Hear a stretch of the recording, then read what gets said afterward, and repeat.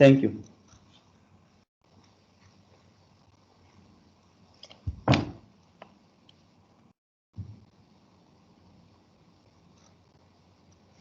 Okay, so this fifth electron remains in the conduction band. ठीक है, ये जो पांचवा इलेक्ट्रॉन है, शेयर कर दिया।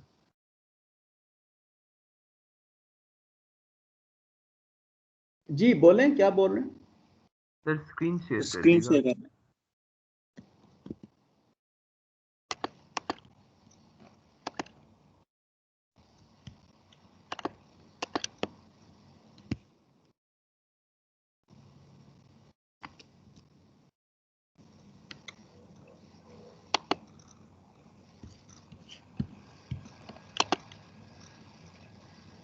देखें, हो गई?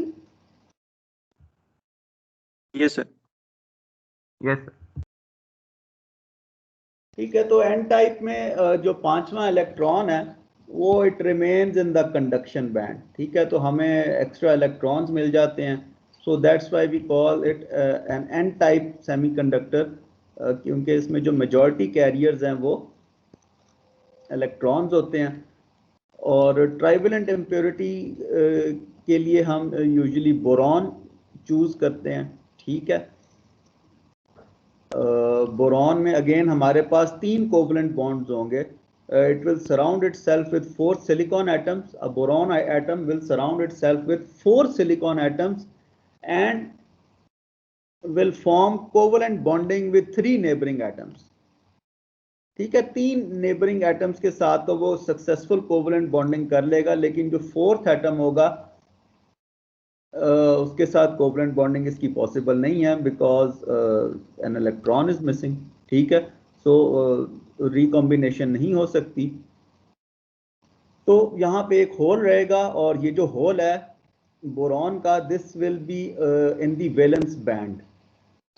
ठीक है, ये स्टूडेंट्स आपने अब ये जो बहुत ही जनरल सी बातें अभी जो कर रहा हूँ, यकीनन एफएससी में भी जो सेमीकंडक्टर्स का फिजिक्स में जो सेमीकंडक्टर्स वाला चैप्टर था, ये बातें वही शायद रिपीट हो रही हैं। एक दो बातें जो ज़्यादा होंगी वो यही हैं कि कौन सी चीज़ वैलेंस बैंड में और कौन सी कंडक्शन बैंड में है। ठीक है, तो try to focus on my words कि मैं कौन से बैंड का नाम ले रहा हूँ, कि कौन सी चीज़ किस बैंड में क्रिएट हो रही है। तो this is important right now. बाकी डायग्राम्स तो आपकी हेल्प के लिए बनी हुई हैं, so you will be getting it. ठीक है, तो पिछली स्लाइड में जो मैंने बताया था कि स्टिबियम के साथ जो पेंटावेलेंट इम्प्योरिटी में इलेक्ट्रॉन्स थे, फ्री इलेक्ट्रॉन्स, वो कंडक्शन बैंड में आए थे हमारे पास। ठीक है, एक्सेस में। जबकि ट्राइवेलेंट इम्प्योरिटी में जो होल्स बनेंगे, these are in the valence band. अच्छा, मुझे कोई बताएगा कि हाई एनर्जी किसकी होती है? कौन से बैंड का एनर्जी लेवल ज्यादा है, कंडक्शन बैंड का या वैलेंस बैंड का?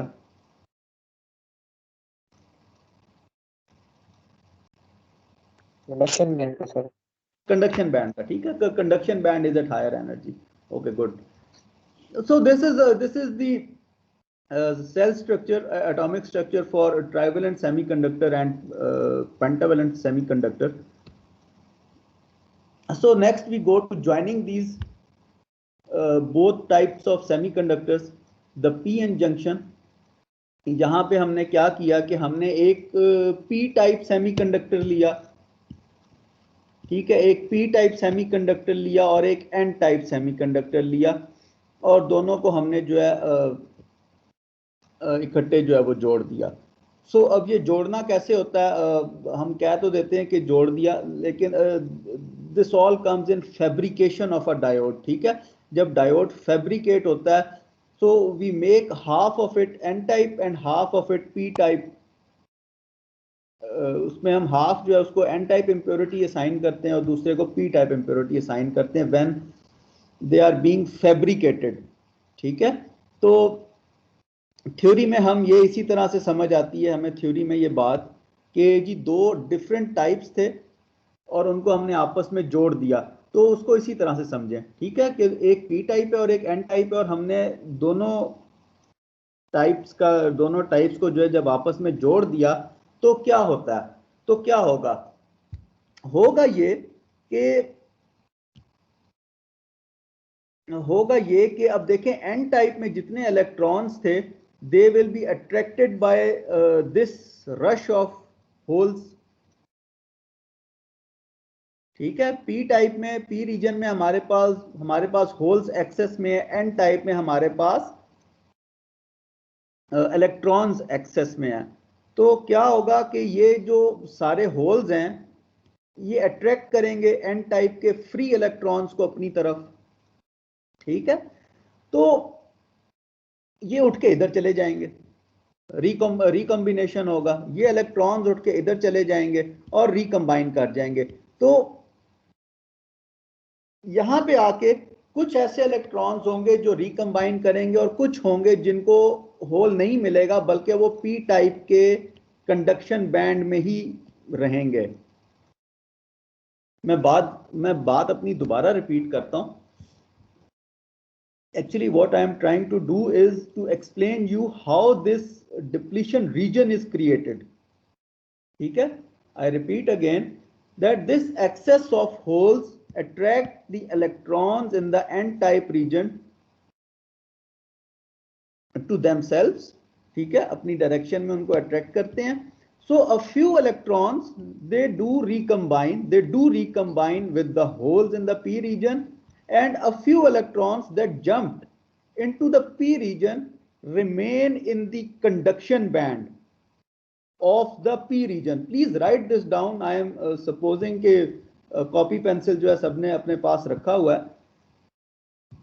इसको दोबारा मैं थर्ड टाइम रिपीट कर देता हूं कि इलेक्ट्रॉन्स जो जंप कर रहे हैं पी रीजन में कुछ तो रिकम्बाइन कर जाएंगे। ठीक है, अब ये जो डायग्राम है आपके सामने, this shows that 3 electrons have recombined.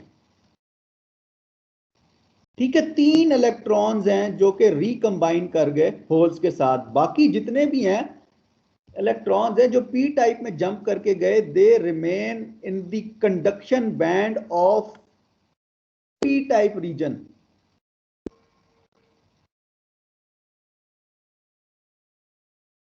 Got it? ये ब्लू वाले नेगेटिव साइंस की लॉजिक समझ आ गई है?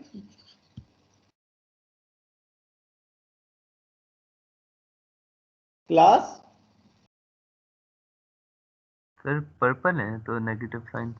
नहीं, वो पर्पल नहीं, मैं ब्लू वाले नेगेटिव साइंस की मैंने एक्सप्लेनेशन दी है, मैं वो पूछ रहा हूं ये कहां से आए हैं जहां पे मेरा कर्सर है। I have explained these, not the purple ones. अच्छा चलें, अगर समझ नहीं आया मैं दोबारा रिपीट कर देता हूं।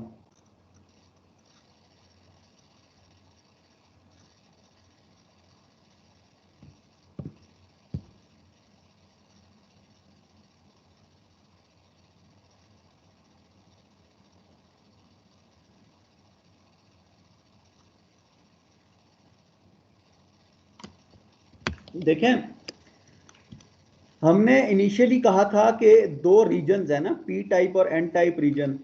हमने दोनों को जोड़ दिया आपस में। तो जोड़ने से क्या हुआ कि जो एक्सेस होल्स थे पी टाइप में, they attracted the electrons in the N type region. ठीक है, तो वो जो एन टाइप रीजन के इलेक्ट्रॉन्स जब जंप करके गए पी टाइप में, तो पी टाइप में जाने के बाद 2 कैटेगरीज में डिवाइड हो गए। ठीक है, एन टाइप के इलेक्ट्रॉन्स जो पी टाइप में, ये येलो बैरियर जो है, येलो लाइन को क्रॉस करके जब P type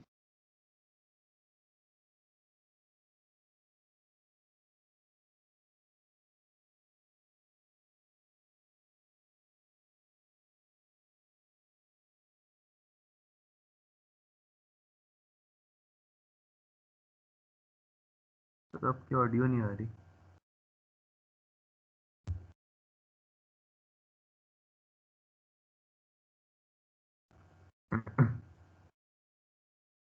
sir you are inaudible.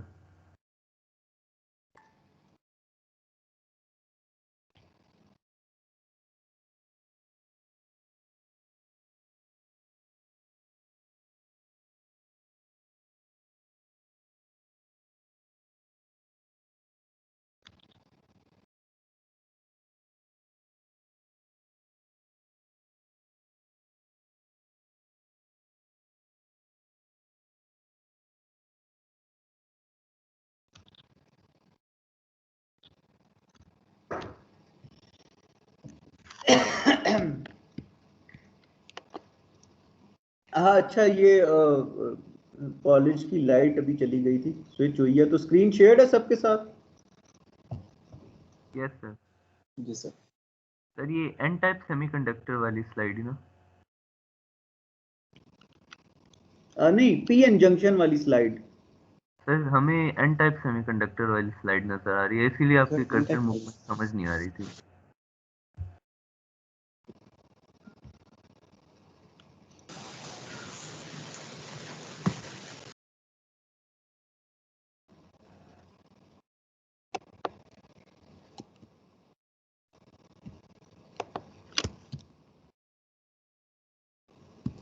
Yes sir, अब विजिबल है।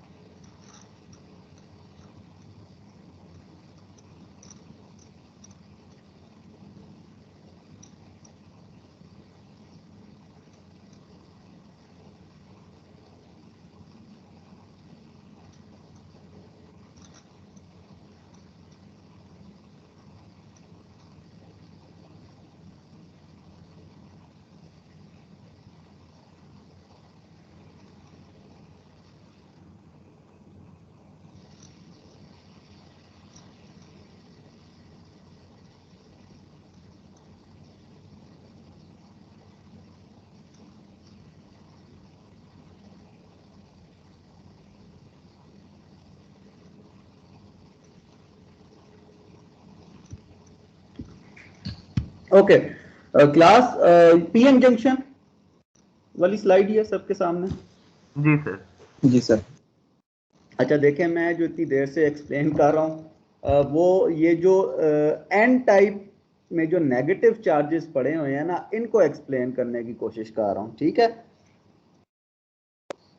जी तो सर। ये एन टाइप वाले जब इधर पी टाइप में जंप करते हैं तो they get divided into two categories. एक कैटेगरी वो है इलेक्ट्रॉन्स की जो रिकंबाइन करेगी होल्स के साथ, तो वो ये तीन बने हुए हैं, ठीक है? इन पर्पल और पिंक, जो भी कलर इसको आपकी स्क्रीन पे शो हो रहा है, ठीक है? दीज आर थ्री इलेक्ट्रॉन्स जो कि वैलेंस बैंड में जाके पी टाइप के होल्स के साथ कंबाइन कर जाएंगे। सेकंड कैटेगरी जो है इलेक्ट्रॉन्स की जो पी टाइप में जंप करते हैं, वो ये ब्लू वाले होंगे, ठीक है? These blue electrons they will remain in the conduction band,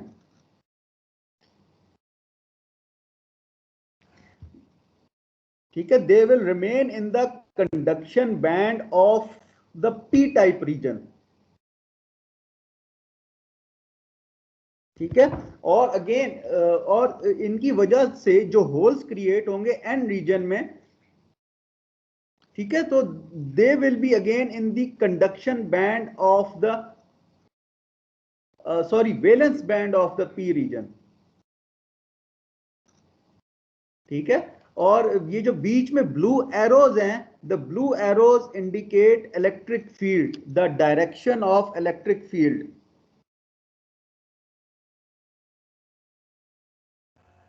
yes sir.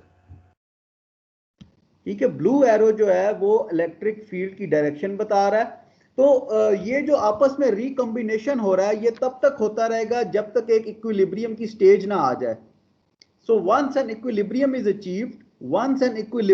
achieved, this jumping of electrons from n type to p type continues, ठीक है? मैं दोबारा रिपीट कर देता हूं last point, that jumping of electrons from n type to p type continues until an equilibrium stage is achieved. Oh, now the question is, what is an equilibrium stage? ठीक है? तो इसको अब यहां पे देखें इस ग्राफ से,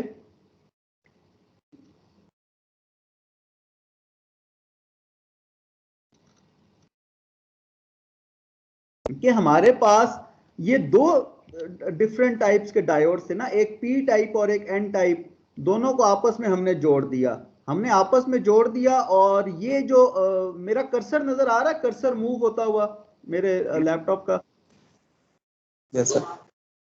ठीक है। तो ये जो ब्लैक वाली लाइन है ये डिवाइड करती है पी टाइप और एन टाइप को ऑन दी एक्स एक्सिस पे जो है हम देख रहे हैं कि अच्छा भी यहां तक जो है वो पी टाइप है और इससे आगे एन टाइप है, इन दोनों टाइप्स को हमने आपस में जोड़ दिया।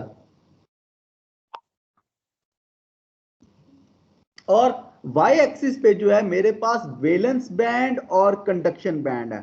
तो यहां पे अब जो देखने वाली चीज है, ओके मैं इधर पॉइंटर स्टार्ट कर दूं, यहां पे अब जो ऑब्जर्व करने वाली चीज है वो ये है कि there is an overlap of conduction band of both the types.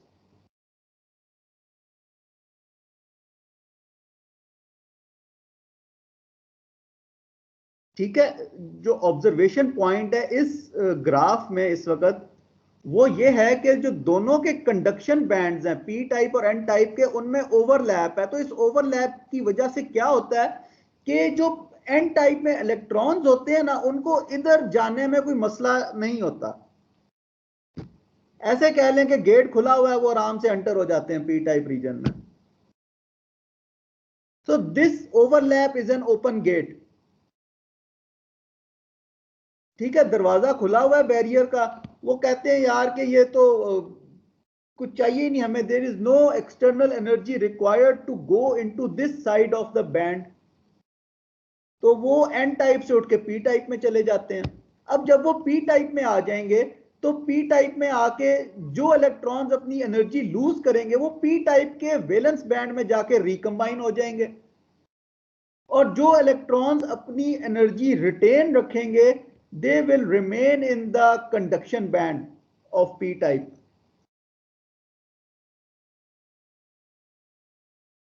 Everyone got it? Yes sir.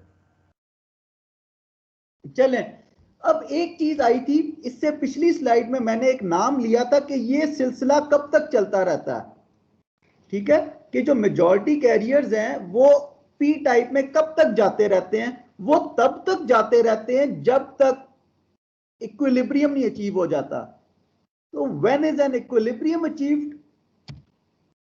When the overlap is removed. ठीक है, now at this point the overlap between the conduction bands of n type and p type have been removed। अब वो नहीं जा सकते, जितनी movement allowed थी उनको, ठीक है, वो that is now finished। once the equilibrium is achieved depletion region is created। ठीक है, और डिप्लीशन रीजन जो है वो फर्दर मूवमेंट अलाउ नहीं करता। ठीक है, it acts as a barrier, तो that's why it is also known as barrier potential.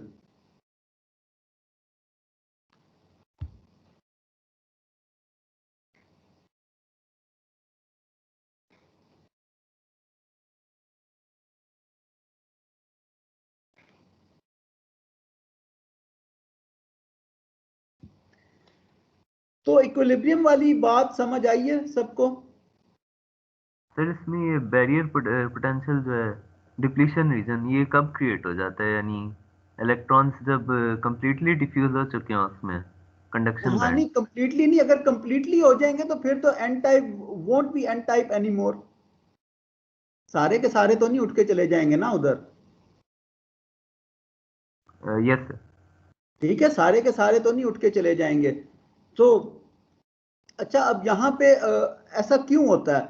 अच्छा सर, तो कौन से इलेक्ट्रॉन्स पी टाइप की कंडक्शन बैंड में रहेंगे? कौन से इलेक्ट्रॉन्स रहेंगे? ठीक है, मैं इसी तरफ आ रहा था। ये देखो, ये जो पिछली स्लाइड में एक तो ये पॉइंट ऑफ ऑब्जर्वेशन था ना कि इन दोनों का ओवरलैप हो रहा है। दूसरा पॉइंट क्या है ऑब्जर्वेशन का इस ग्राफ में, और क्या पता चल रहा है देखकर? मेजॉरिटी कैरियर्स में जो जा रहे हैं, नहीं वैलेंस बैंड में जो जा रहे हैं एनर्जी लूज करके। Okay, anything else?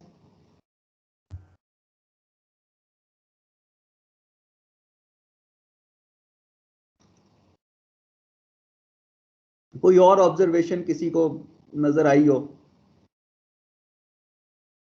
अच्छा चलें मैं बताता हूं। दूसरी ऑब्जर्वेशन जो है वो ये है कि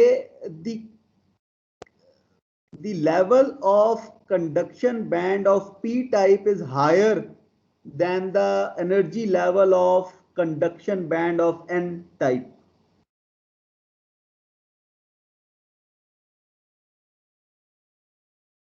यस एनर्जी में ऊपर है ठीक है, उसकी। जी ठीक सर। है, ये बात समझ आई। तो अब जब यहां पे इलेक्ट्रॉन्स चले गए, तो नेक्स्ट स्लाइड में वो यही बात बता रहा है कि those electrons with highest energy, ठीक है, हाई एनर्जी इलेक्ट्रॉन्स जो हैं, दे remain in the conduction band of P type.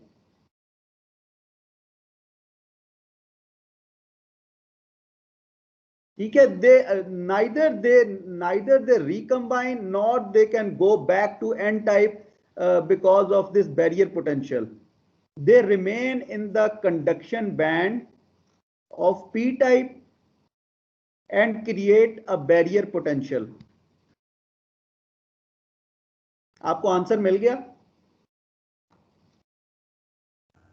Yes sir. ठीक है, तो सेकंड ऑब्जर्वेशन जो थी वो यहां पे ये थी कि जो पी टाइप का कंडक्शन बैंड है ना, it is at higher energy level.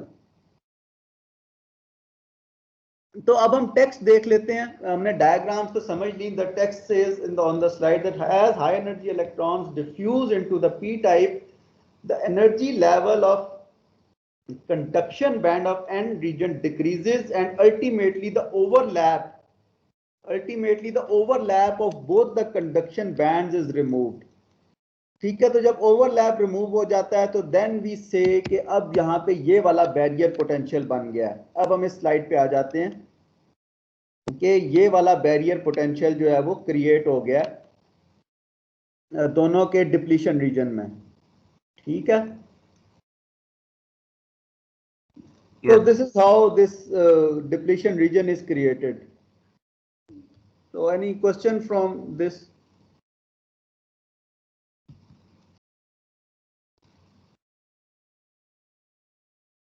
Okay. No sir clear. ठीक है, तो अब नेक्स्ट पॉइंट जो है वो ये है कि ये जो बैरियर पोटेंशियल क्रिएट हुआ है, क्या इसको हम ओवरकम कर सकते हैं? यानी कि मैं चाहता हूं कि अब इसमें से मैंने करंट पास करवाना है, तो I need to apply external force so that this barrier potential can be overcome by these electrons. ठीक है, कि ये इलेक्ट्रॉन्स इसको ओवरकम करके यहां पे जंप कर सकें और रिकम्बाइन हो सकें। ठीक है, तो नेक्स्ट मेरा ऑब्जेक्टिव ये है। अभी मुझे सिर्फ ये समझ आई है कि एक अनबायस्ड पीस ऑफ डायोड है। अनबायस्ड मींस कि पीएन जंक्शन है खाली, इस पे मैंने अभी सोर्स अप्लाई नहीं की, तो उस पे ये डिप्लीशन रीजन होगा। तो in nature this barrier potential is 0.7 volts for silicon and 0.3 volts for germanium at 25 degree centigrade.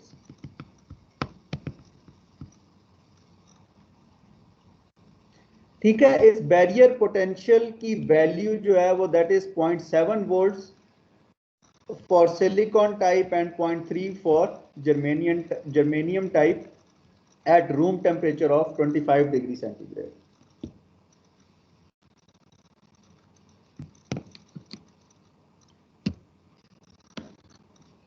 चलें वीसी के टाइम क्या हो गया?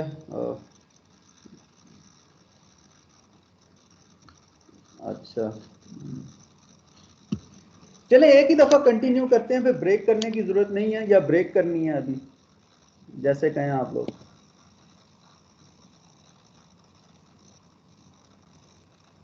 सर एक ही दफा पढ़ा दें।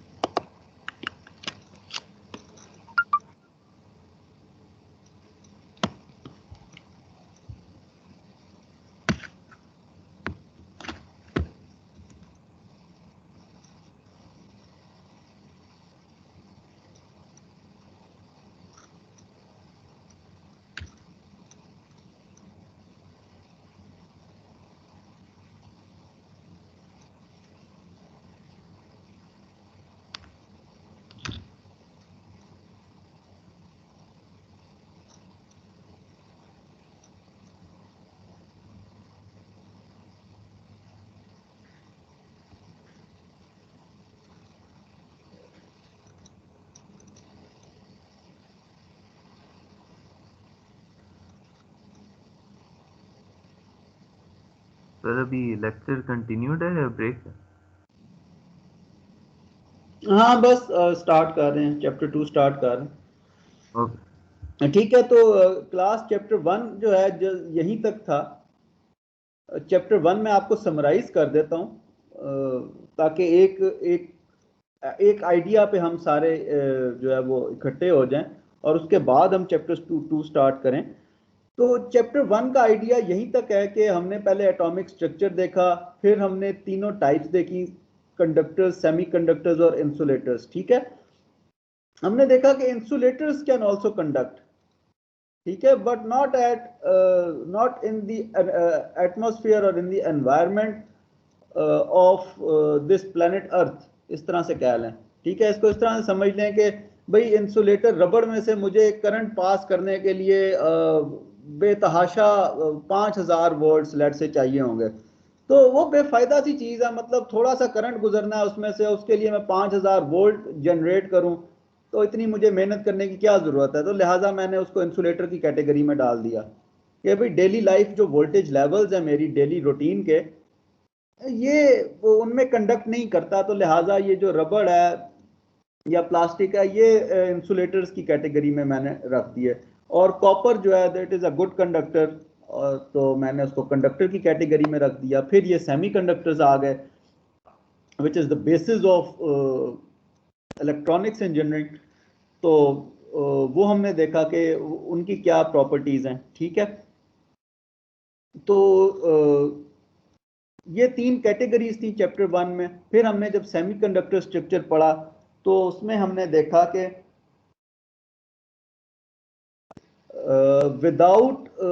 विदाउट एक्सटर्नल पोटेंशियल क्या कैसा बिहेव करेंगे। ठीक है, जब पी टाइप और एन टाइप को हम आपस में ज्वाइन करते हैं तो वो कैसा बिहेव करते हैं।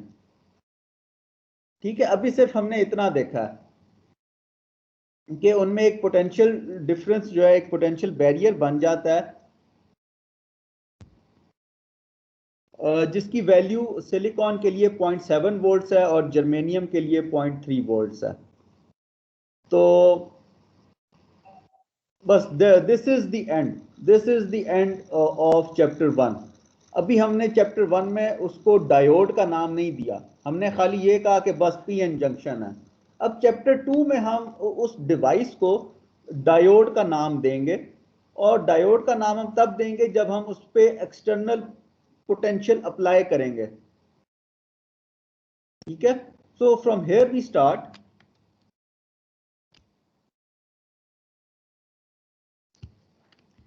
कि ये जो नीचे वाली डायग्राम है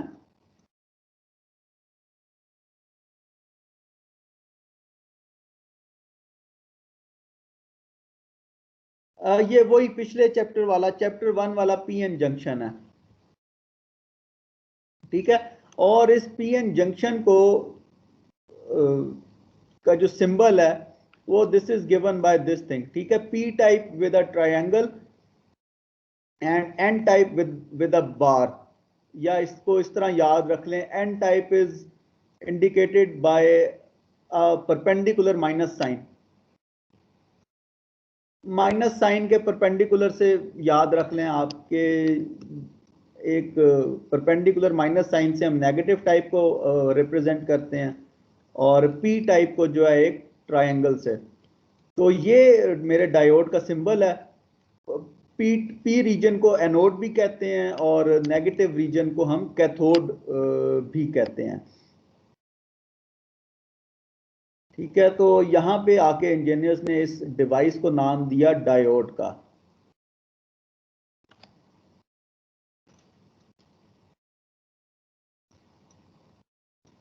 अच्छा, diode means, di means two. ठीक है, तो having two polarities, having two opposite polarities से जो है इसका नाम आता है। ठीक है, yes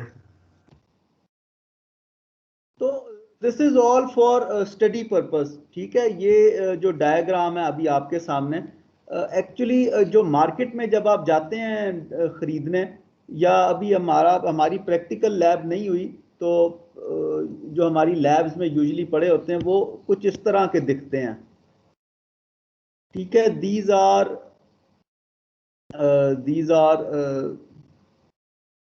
the diodes available in the market. इनके different जो है वो numbers होते हैं. अब ये DO17 is the basic diode जो कि हमारी लैब में भी पड़ा हुआ है, और अगर आप लोग आते एक्सपेरिमेंट करने तो डेफिनेटली इसके साथ आप लोग वो परफॉर्म भी कर रहे होते हैं. तो then comes this circular type के ए टाइप जो है वो एक हुक से कनेक्ट हो जाएगा, और उसका कैथोड जो है you need to screw it to the other end. ठीक है, उसमें जो है वो स्क्रू लगा हुआ है कैथोड जो है DO203AB टाइप में जो है. इसी तरह ये बाकी डिजाइन हैं.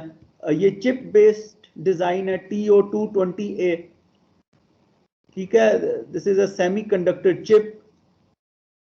Again, these are 2-pin diodes. A represents the anode and capital K represents the cathode. Yes sir, इसमें दो कैथोड है. नहीं, दो नहीं है. ये K जो है ना ये डायग्राम में लिखा हुआ था, लेकिन बस कंफ्यूज ही कर रहा है मेरा ख्याल से आप लोगों को. दिस इज जो आप पिन है, बस पिन वाला कंसिडर करें. ठीक है, तो सर ये जो 33902 है या 33902 है, इसमें भी दो जगह पे के लिखा हुआ है, तो इसमें भी क्या कंफ्यूज हाँ, करना है? ये इसको इग्नोर कर दें अभी. ये कंफ्यूज ही कर रहा है. बस खाली पिन्स पे ही कंसंट्रेट करें. 2-pin डायोड्स हैं ये. ठीक है, ओके. ये जो के लिखा हुआ है ना, these are the heat sinks. These are the heat sinks actually, के जब ओवर हीट हो जाते हैं डायोड्स तो हीट को सिंक करके डायोड को बचाने के लिए ये लगाए जाते हैं. ये जो पोर्शन है थोड़ा सा. ठीक है, तो उसने बुक वाले ने के लिख के वैसे एक तरह से मिस गाइड ही किया है. These are not cathodes.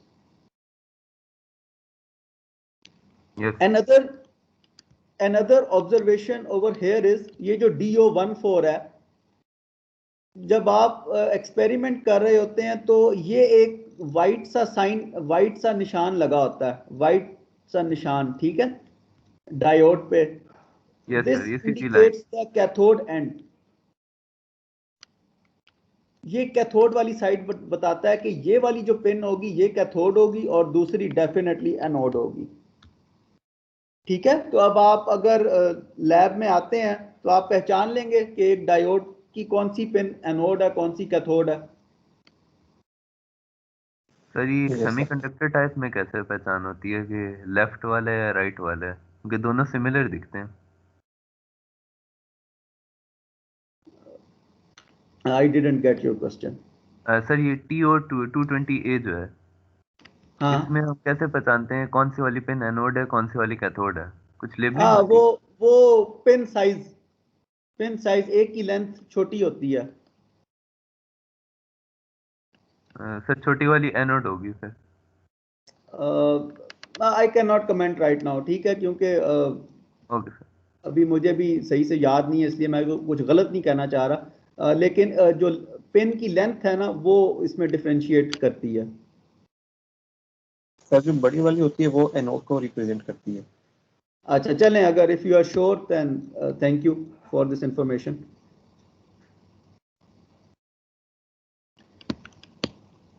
ठीक है, तो ये कुछ मार्केट के डायोड पैकेजेस हैं और इस तरीके से जो हम उनकी पहचान कर सकते हैं.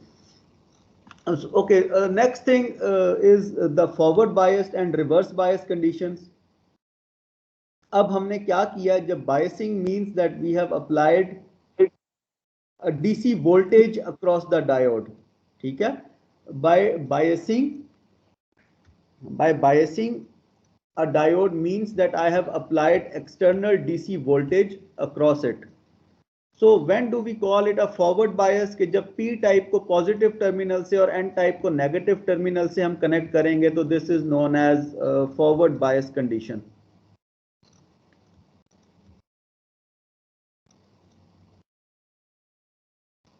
सर जब पॉजिटिव पी टाइप से और नेगेटिव एन टाइप रीजन से हो, बेसिकली फॉरवर्ड करंट जब पास थ्रू करे डायोड के. नहीं, तब फॉरवर्ड करंट नहीं पास करता ना, ठीक है। जब आप P को नेगेटिव टर्मिनल से और N को पॉजिटिव टर्मिनल से कनेक्ट करेंगे तो that is usually reverse bias, और उसमें इलेक्ट्रॉनिक करंट जो है वो फ्लो आसानी से नहीं करता। सर मैं कह रहा था P को पॉजिटिव से और नेगेटिव N के साथ। हाँ जी, तो then we said forward bias. Yes. ठीक है, देन वी सेड कि फॉरवर्ड बायस्ड है हमारा डायोड, और ये जो एक रेजिस्टर लगा हुआ है, और this is used to limit the current, ताकि जो मेरा डायोड है वो ओवरहीट होके डैमेज ना हो जाए। ठीक है, तो ओवरहीट से बचाने के लिए ये एक रेजिस्टर भी हम यूजुअली इंक्लूड करते हैं सर्किट में। तो फॉरवर्ड बायस का मकसद क्या है? अब देखें, ये वाला जो रीजन है जहां पे मेरा कर्सर है, this is the barrier potential. ठीक है, ये सारा बैरियर पोटेंशियल है, और इसकी, और सिलिकॉन के केस में इसकी क्या वैल्यू है? 0.7।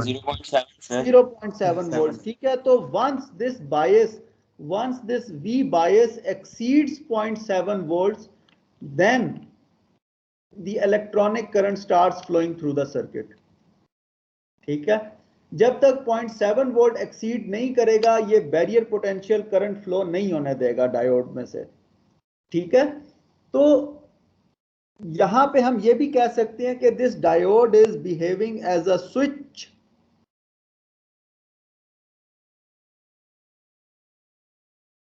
एक स्विच के तौर पे वो बिहेव कर रहा है कि जब तक 0.7 वोल्ट वो नहीं एक्सीड करेगा, उसमें से करंट फ्लो ही नहीं हो सकता।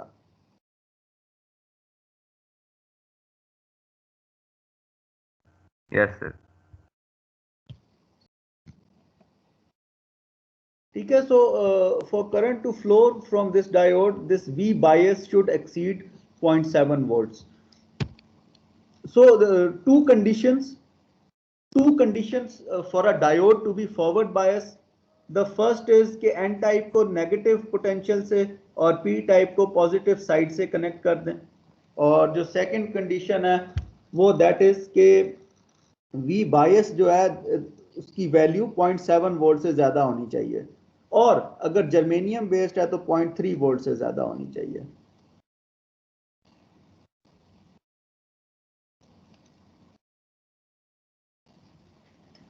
ठीक है, तो these are two conditions for a diode to be forward bias. Forward bias में होता क्या है? अब देखें, फॉरवर्ड बायस में P टाइप पॉजिटिव टर्मिनल से कनेक्टेड है,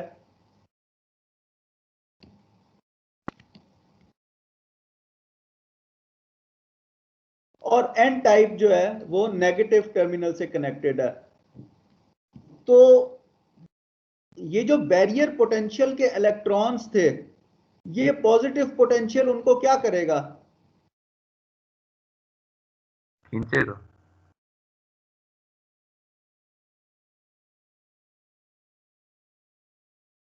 तो उन्हें पोलैरिटी की वजह से पुल होंगे वो।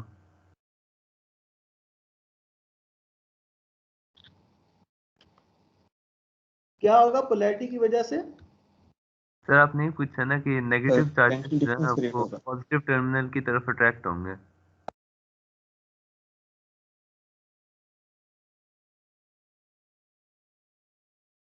ठीक है, अट्रैक्ट होंगे तो उनकी अट्रैक्शन से क्या होना चाहिए? सर तो ये इलेक्ट्रॉन पोटेंशियल होते बैरियर हैं। ओवरकम हो जाएगा। नहीं, आप सही नहीं गेट कर रहे। Anyone else?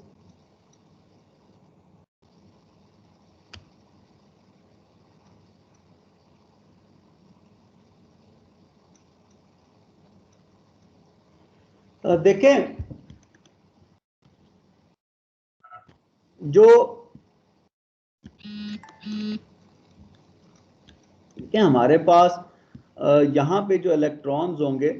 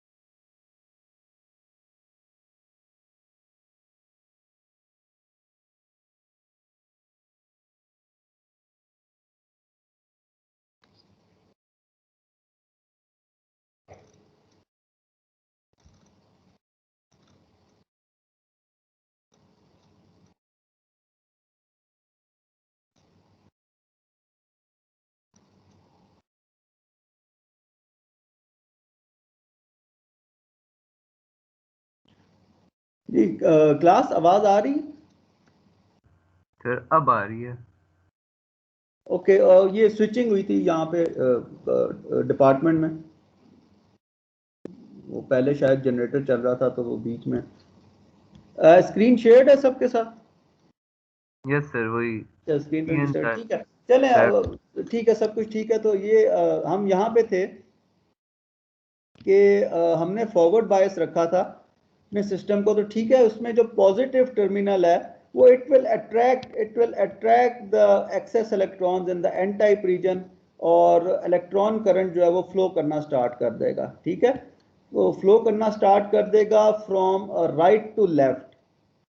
From right to left से मुराद मेरी ये है कि within the diode, within the diode. अगर मैं कंप्लीट सर्किट ड्रॉ करूं तो फिर मैं कह सकता हूं कि जो वायर के थ्रू जा रहा होगा that will be from positive terminal, from positive and towards the negative and outside the diode. ठीक है, तो जो चीज अभी फिगर में ड्रॉन है वो that is the diode only. तो electron current is moving from right to left, तो वो इजीली जंप कर जाएंगे, रिकॉम्बिनेशन होगा और electron current will start flowing through the diode after you have crossed 0.7 volts. ठीक है, उसी तरह एक होल करंट होगा। Again the word effective is written, that effective flow of holes from left to right side of the p region। ठीक है, effective flow इस तरह से कह सकते हैं that this negative terminal of the battery will be attracting the holes toward itself, और electrons जो है वो पॉजिटिव टर्मिनल की तरफ रश कर रहे होंगे। so due to this recombination this electron current will start flowing through the diode, and in this process the effect on depletion region would be that it will shrink। ठीक है, it will shrink, उसकी जो पहले width थी वो उससे कम हो जाएगी, जो जनरल विड्थ थी उसकी। तो this is all about forward bias. यहाँ पे एक बात जो याद रखने वाली है वो ये डायनामिक रेजिस्टेंस की है कि पी और एन रीजन की एक अपनी इंटरनल रेजिस्टेंस भी होती है। ठीक है, एक तो इसको आर डी से हम करेंगे, जब आप इसके एग्जांपल्स कर रहे होंगे, बहुत ही सिंपल सी एग्जांपल्स हैं बुक से, इसको चैप्टर 1 भी कर लीजिएगा, और हम जब एक दफ़ा दोनों चैप्टर्स ख़त्म कर लेंगे फिर मैं एक दो एग्जांपल्स आपको प्रॉब्लम सॉल्व करवा दूंगा। तब तक आपने एग्जांपल्स जो हैं वो खुद करनी है। उसमें जो आर डी है एग्जांपल्स में, आपकी टेक्स्ट बुक में जो आर डी है, स्मॉल आर और सबस्क्रिप्ट में D, so that indicates dynamic resistance। so dynamic resistance is usually taken in series with the external resistance। ठीक है, प्रॉब्लम सॉल्व करते वक्त आपने दोनों को सीरीज में रखना है। तो सीरीज से मुराद ये है कि whenever you are taking whenever you are solving a circuit with diode, तो आप दोनों रेजिस्टर्स को ऐड अप कर रहे होते हैं जब सीरीज में कनेक्टेड होते हैं। ठीक है, तो एक्सटर्नल रेजिस्टेंस जो हमने उसको ओवरहीट होने से बचाने के लिए लगाई थी वो, और इंटरनल रेजिस्टेंस जिसको डायनामिक रेजिस्टेंस का नाम दिया आर डी, दोनों को आप सीरीज में रखेंगे। Okay, got it? जी सर। यस ठीक है, रिवर्स बायस कंडीशन आ गई। रिवर्स बायस में वही दो कंडीशंस हैं। Okay, let's jump to the conditions directly. That negative side of the external potential, negative side of battery is connected to the p region, and positive side is connected, and positive terminal of battery is connected to the n type region of the diode। और जब कभी हम ऐसा करेंगे तो हमने current इतना apply करना है, वोल्टेज इतना अप्लाई करना है कि that it should not reach breakdown voltage. ठीक है, know why it should not reach breakdown voltage, इसको आप लोग ग्राफ से तो ऑलरेडी लैब में देख चुके हैं। लैब के जो मैनुअल्स थे, यहाँ पे भी हम देखेंगे अभी इन स्लाइड्स के बाद थोड़ी देर में।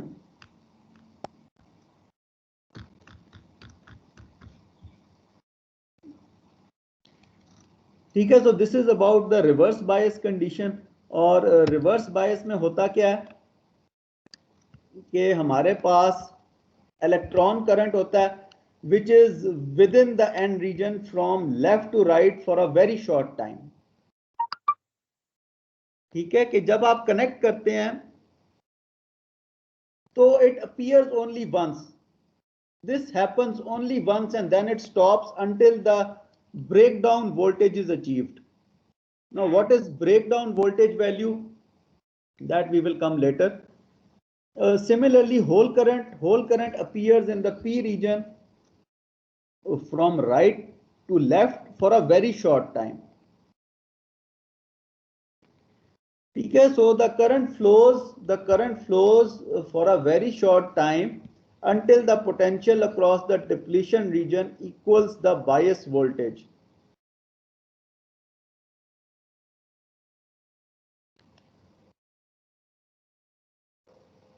और इस पे इफेक्ट क्या होगा डिप्लीशन रीजन पे, के इलेक्ट्रॉन्स सारे यहां मूव कर जाएंगे तो definitely this depletion region will become wide. Reverse bias के केस में ये वाइड हो जाएगा। जब वाइड हो जाएगा तो वाइड हो जाने का मतलब ये है कि अब इसको क्रॉस करना ज्यादा मुश्किल हो जाएगा, इसको ओवरकम करना बैरियर पोटेंशियल को।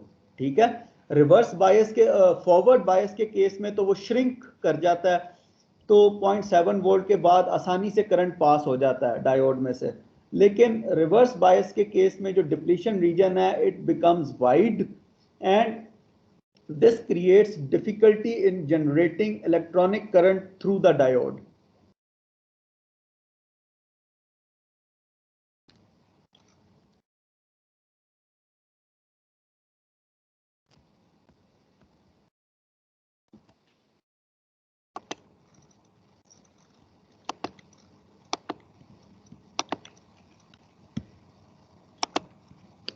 ठीक है, so this is the voltage current characteristic graph for a forward bias case. हमारे पास पॉइंट ए है जिसको जीरो बायस कंडीशन कहते हैं। Zero bias means when there is no external source applied.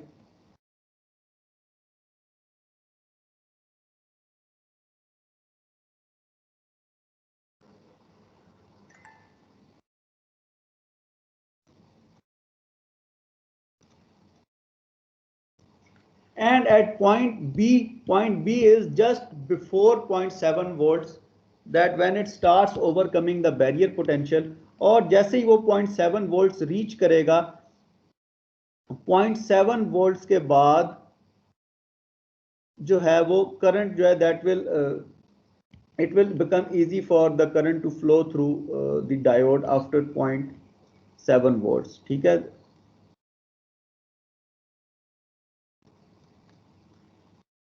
तो ये अभी हमने देख लिया है पिछली डायग्राम में कि ऐसा क्यों हो रहा है।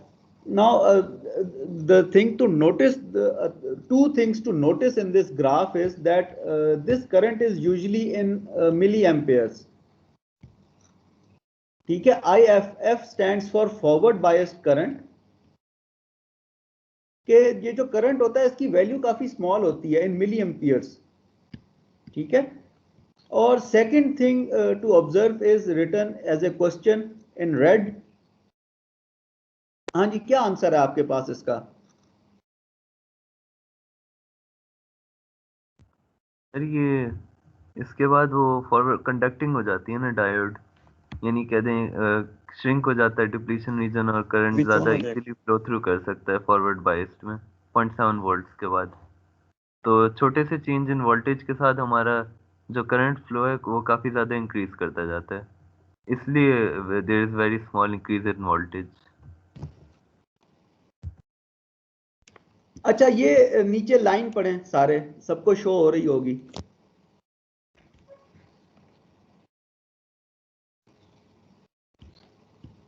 The text in the black, I hope कि आपकी स्क्रीन पे भी ये रीडेबल होगा। सर आंसर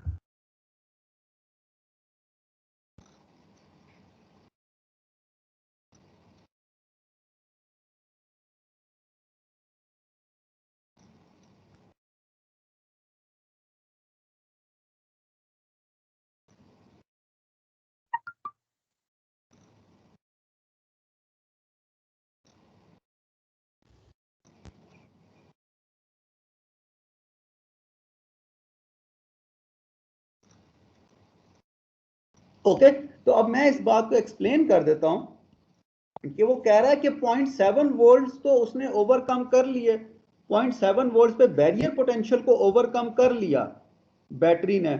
जो नेक्स्ट बैरियर था उसके लिए, करंट के लिए, that was the dynamic resistance. ठीक है, what is dynamic resistance? The internal resistance of the P type and N type regions. ठीक है, तो that requires a small quantity, that requires a very small quantity to be overcome. ठीक है, तो इस वजह से फर्दर वोल्टेज इंक्रीज नहीं होता, only there is a small increase in the voltage across diode. और वो स्मॉल इंक्रीज क्यों चाहिए भाई, वो छोड़ो, small increase in voltage after 0.7 volt? Sir dynamic resistance को ओवरकम करने के लिए। इंटरनल। करेक्ट। ठीक है, तो उस डायनामिक रेजिस्टेंस को ओवरकम करने के लिए जो है ये स्मॉल इंक्रीज जो है that is required after 0.7 volts. So this is all about forward bias characteristics. ठीक है, दो पॉइंट इसके याद रखिएगा इस ग्राफ के, कि एक तो स्मॉल इंक्रीज क्यों करता है, ठीक है, फर्दर इंक्रीज रिक्वायर्ड क्यों नहीं है फॉरवर्ड बायस में, और second observation is that the current is in milli amperes.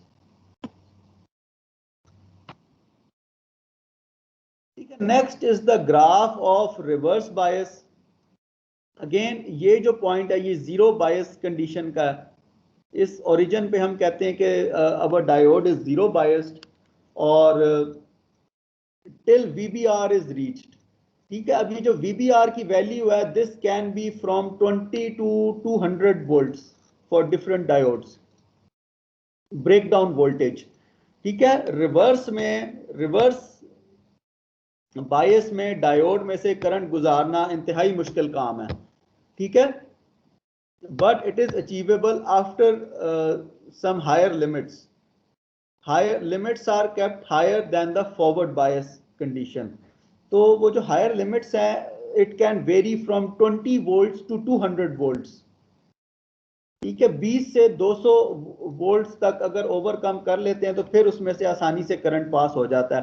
तो दिस VBR, ये जो VBR है, ब्रेकडाउन वोल्टेज, जिसको हमने कहा था पिछली स्लाइड्स में, उसकी वैल्यू 20 से 200 वोल्ट्स तक होती है। ठीक है, depending upon the nature of the diode. तो उसके बाद जो करंट गुजरेगा वो that will be in micro amperes. ठीक है, that will be in micro amperes. ठीक है, फॉरवर्ड के केस में हमें मिली एम्पियर्स की रेटिंग मिल रही थी, जबकि रिवर्स के केस में हमें माइक्रो एम्पियर्स की रेटिंग मिलेगी। So इसकी भी अपनी एप्लीकेशंस हैं। We do apply diodes in reverse bias as well in various applications. So we will see later once we are done with the theory of the diodes कि यार reverse bias कहां पे use हो सकता है। ठीक है, तो यहां तक कोई क्वेश्चन किसी का?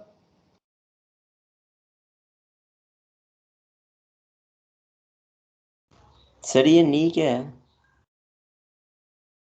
ये नी वो ब्रेकडाउन वोल्टेज है ना भाई। एक्स एक्सिस पे हमारे पास वोल्टेज है, वाई एक्सिस पे करंट है। अभी पिछली स्लाइड में वाई एक्सिस पे करंट था ना, ये देखो, ये फॉरवर्ड बायस का ग्राफ था। तो एक्स एक्सिस में वोल्टेज है मेरे पास और वाई एक्सिस पे करंट है। तो वहां पे फॉरवर्ड बायस में नी कहां पे आ रहा था? 0.7 वोल्ट्स पे। Yes sir. ठीक है, तो रिवर्स बायस में जो है उसकी वैल्यू वेरी हो सकती है। ठीक है, वो काफी हाई होगी, 20 से 200 वोल्ट्स तक होती है यूजुअली। सही है सर। ये उतना अप्लाई करेंगे तो फिर उसमें से करंट पास होगा, लेकिन वो जो करंट पास होगा उसकी भी वैल्यू बहुत लो होगी। It will be in the order of micro Ampere's. ठीक है, ओके सर। अच्छा सर, हाँ जी।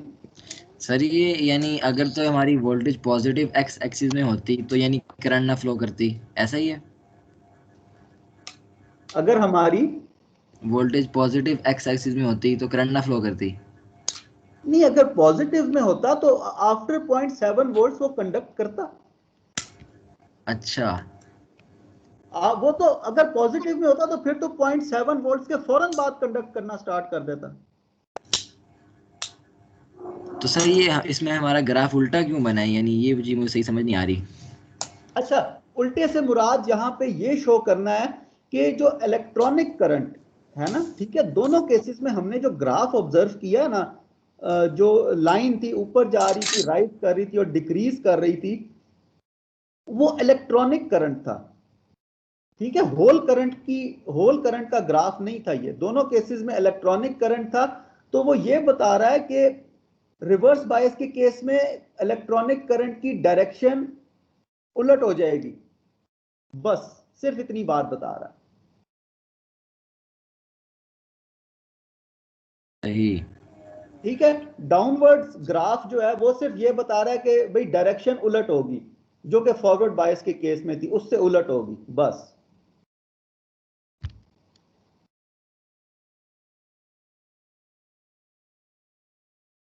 ठीक है, तो यहां तक क्लियर है, फॉरवर्ड बायस रिवर्स बायस ये दो सिचुएशंस।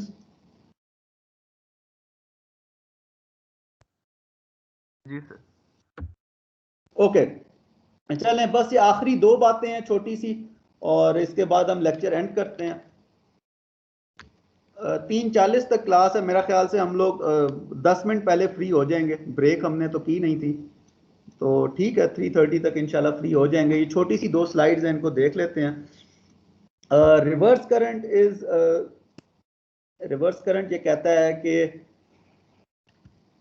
व्हेन रिवर्स बायस्ड, ठीक है, अब ये जो एन टाइप है ये पॉजिटिव टर्मिनल से कनेक्टेड है, और पी टाइप रीजन जो है वो नेगेटिव टर्मिनल से कनेक्टेड है।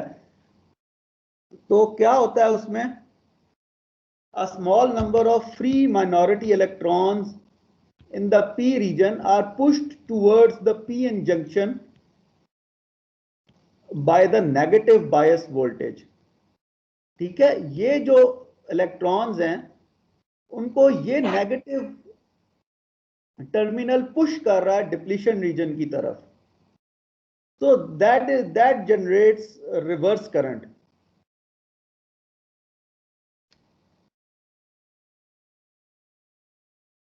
बस ये इतनी सी बात है इस चीज की, रिवर्स करंट की। ठीक है, कि मैं दोबारा रिपीट कर देता हूं कि जो फ्री इलेक्ट्रॉन्स थे पी रीजन के, उनको इस नेगेटिव टर्मिनल ने पुश किया डिप्लीशन रीजन की तरफ, and after falling down the energy hill they recombined with the holes in the n region। तो ये एक उल्टी डायरेक्शन में जो है वो करंट आ जाता है। ठीक है, so that's why this is given the name as reverse current, और इसकी वैल्यू बहुत स्मॉल होती है। ठीक है,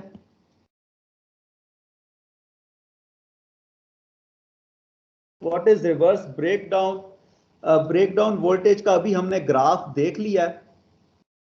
So if the external reverse voltage is increased to the value called VBR, VBR is the breakdown voltage, then the reverse current will drastically increase, और इसको हम एवलांच इफेक्ट भी कहते हैं। ठीक है, एवलांच इफेक्ट मींस कि जैसे ही वो ग्लेशियर अगर पिघल जाए, तो पहाड़ के टॉप पे अगर कोई ग्लेशियर हो और वो पिघलना शुरू हो जाए, तो सारी की सारी बर्फ जो है वो नीचे टुवर्ड्स द प्लेट्यू वो आना शुरू हो जाएगी, और उसको हम एवालांच कहते हैं ना। ठीक है, तो वही चीज जहाँ पे इससे एनालॉजी ली गई है कि इस करंट को भी उसने एवालांच इफेक्ट का नाम दे दिया है।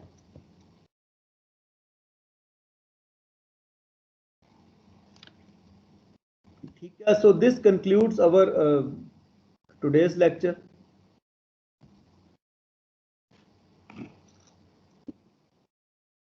जब ये रिवर्स ब्रेकडाउन में ब्रेकडाउन वोल्टेज एक्सीड हो जाता है, ब्रेकडाउन में क्या? तो जब ये रिवर्स करंट में ब्रेकडाउन वोल्टेज एक्सीड हो जाता है, तो क्या हमारे डायोड को कोई फिजिकल डैमेज होता है? जो हमें हाँ विजिबल पॉसिबिलिटी है कि हो जाए। यानी जल जाए वो, है ना? हाँ बिल्कुल बिल्कुल।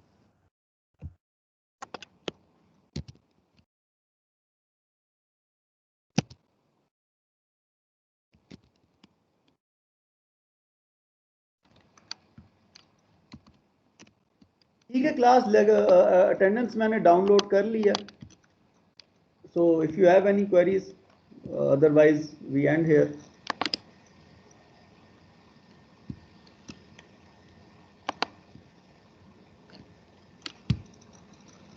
Clear sir.